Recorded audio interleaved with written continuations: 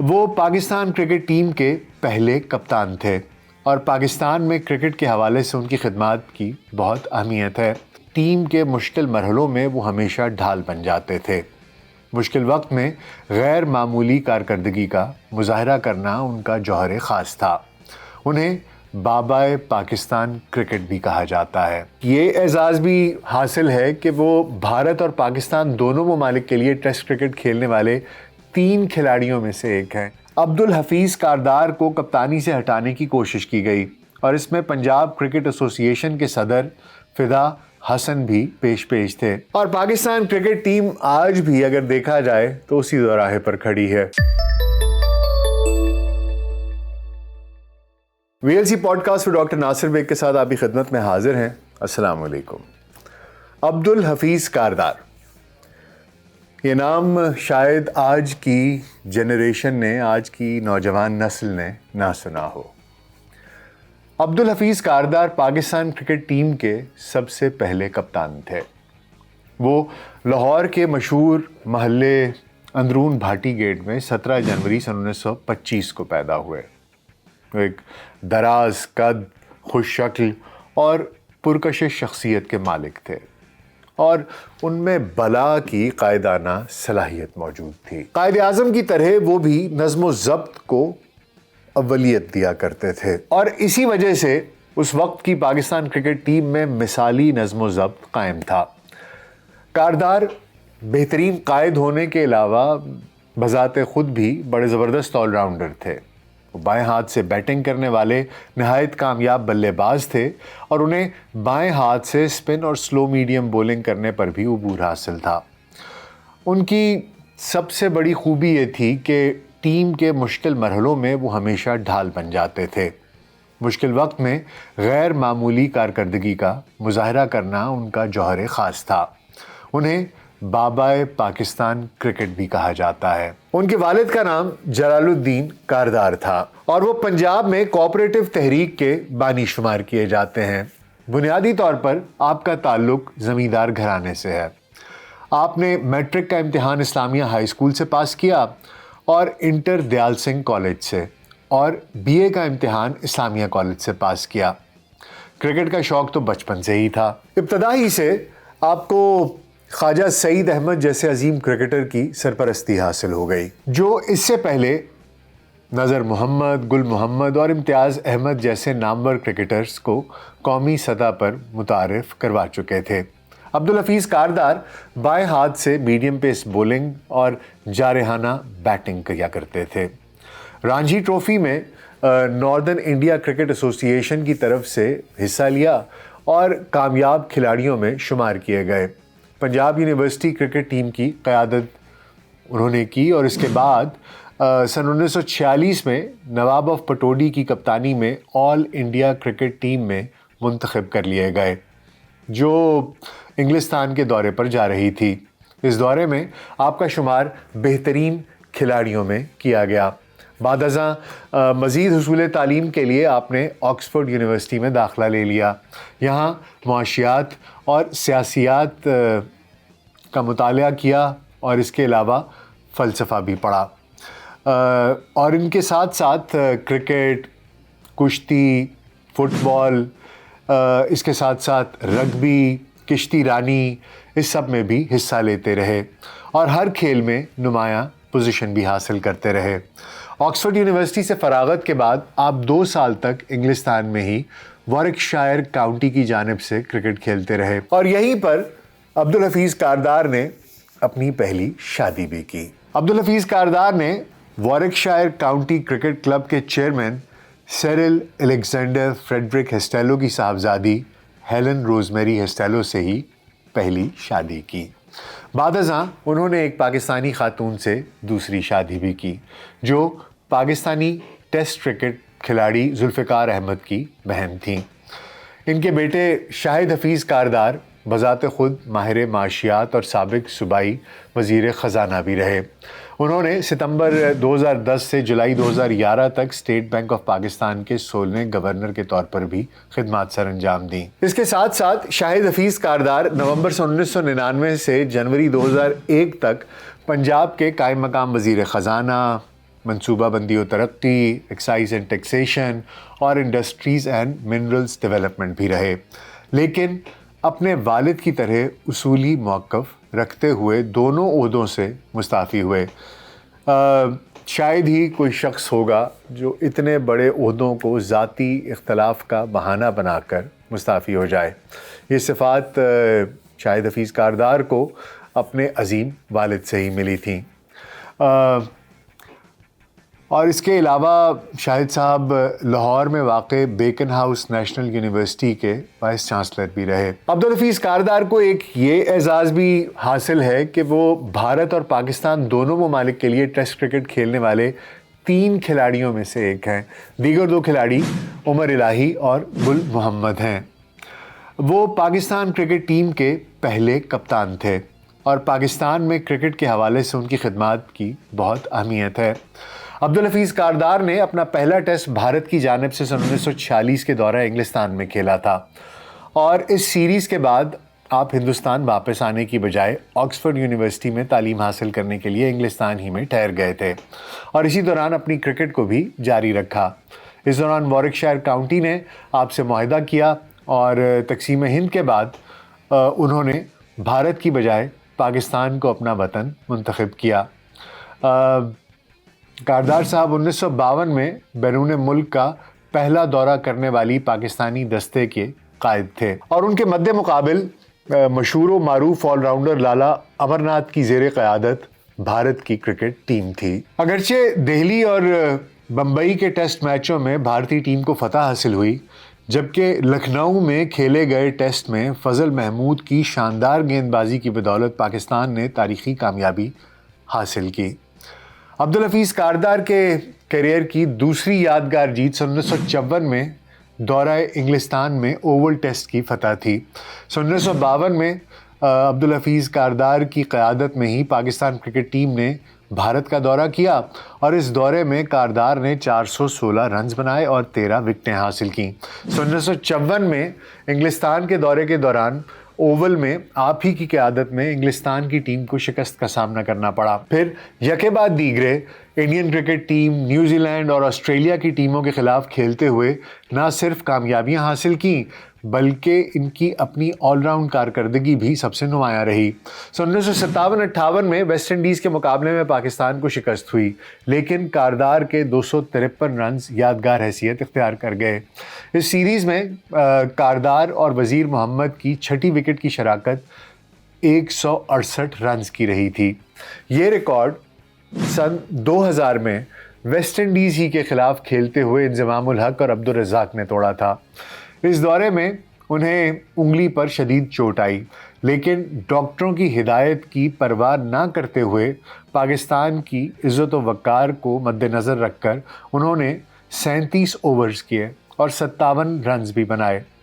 1958 تک عبدالحفیظ کاردار نے Pakistan cricket team کو ایک مضبوط ٹیم کے طور پر مستحکم بنیادوں پر استوار کیا۔ عبدالحفیظ کاردار نے کل 23 ٹیسٹ میچوں میں پاکستان کی قیادت کی۔ کاردار ہی کی زیر قیادت پاکستان کرکٹ ٹیم نے 1955 میں نیوزی لینڈ کو اپنے میدانوں میں سیریز میں شکست دی اور پھر 1956 میں آسٹریلیا کے خلاف واحد ٹیسٹ میں کامیابی سمیٹی۔ ان کا آخری دورہ ویسٹ انڈیز کا تھا جو سن 1958 میں کیا گیا، اور آپ کے آخری ٹیسٹ میں پاکستان نے ویسٹ انڈیز جیسے سخت حریف کو 1 اننگز اور 1 رن کے فرق سے شکست دی۔ 26 ٹیسٹ مقابلوں پر محیط اپنے دور میں عبدالحفیظ کاردار نے 23 مقابلوں میں پاکستان اور 3 مقابلوں میں بھارت کی نمائندگی کی۔ ان کی قیادت کے دور میں پاکستان نے 23 ٹیسٹ میچوں میں 6 میچ جیتے، 6 ہارے اور 6 میچ برابر رہے۔ کاردار ایک سخت مزاج، نظم و ضبط کے پابند اور ٹریننگ میں زیرو ٹالرنس پالیسی پر کاربند کپتان تھے۔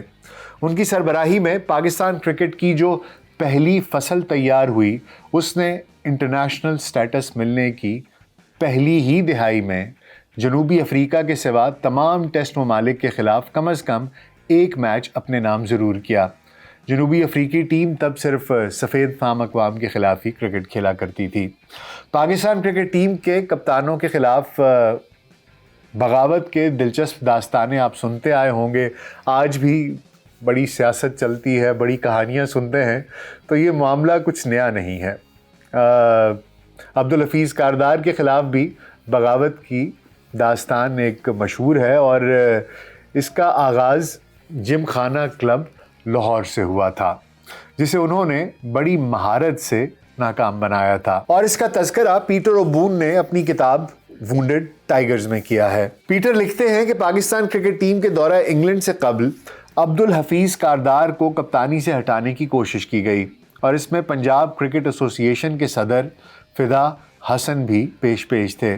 کاردار نے اس کوشش کو ناکام بنانے کے لیے سکندر مرزا کی مدد لی تھی، جو اس وقت سیکرٹری دفاع تھے۔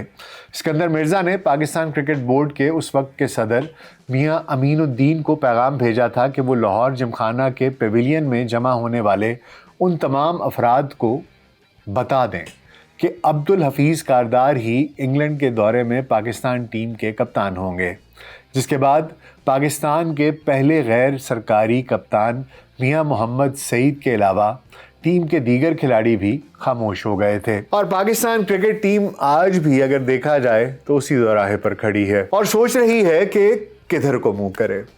محسن نقوی جذبات میں بہہ کر میجر سرجری کی بات کر تو گئے، مگر اب نبھانے پر آئی تو طے ہی نہیں کر پا رہے کہ کیا ایسا قدم اٹھائیں جس سے ان کا نام چار دانگے عالم میں گونجنے لگے۔ اگر محسن نقوی پاکستان کرکٹ ٹیم کے بہتر مستقبل کے لیے واقعی سنجیدہ ہیں تو انہیں پاپولسٹ روش سے ہٹ کر قدم اٹھانا ہوں گے، اور اس ٹیم کے لیے پھر سے کوئی کاردار لانا ہوگا جو اس بھٹکتے ہوئے کرکٹ کلچر کو راہ راست پر لا سکے۔ کاردار نے پیپلز پارٹی میں شمولیت اختیار کرتے ہوئے 1970-71 کے الیکشن میں پنجاب اسمبلی کا الیکشن لڑا اور جیت بھی گئے۔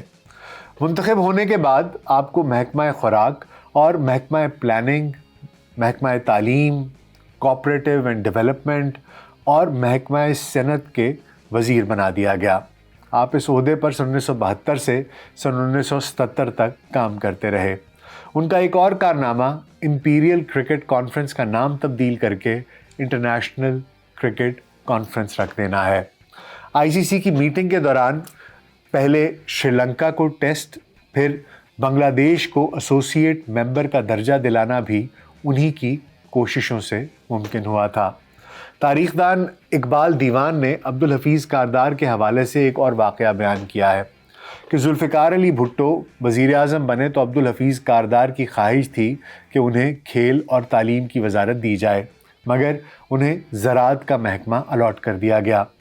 اداروں کو قومیانے کی میٹنگ کے دوران بھٹو صاحب نے ایک سی ایس پی افسر ڈاکٹر طارق صدیقی کے متعلق تضحیک آمیز رویہ اختیار کیا، تو عبدالحفیظ کاردار نے اس بیوروکریٹ کی علمی خوبیاں گنوانا شروع کر دیں اور بھرے اجلاس میں یہ کہہ دیا کہ جناب وزیر اعظم صاحب، جتنا میں ڈاکٹر صدیقی کو جانتا ہوں تو ان کی قابلیت کا ہم میں سے کوئی بھی نہیں ہے۔ تعلیم کے بارے میں وہ جتنا کچھ اکیلا جانتا ہے ہم اتنا سب مل کر بھی نہیں جانتے۔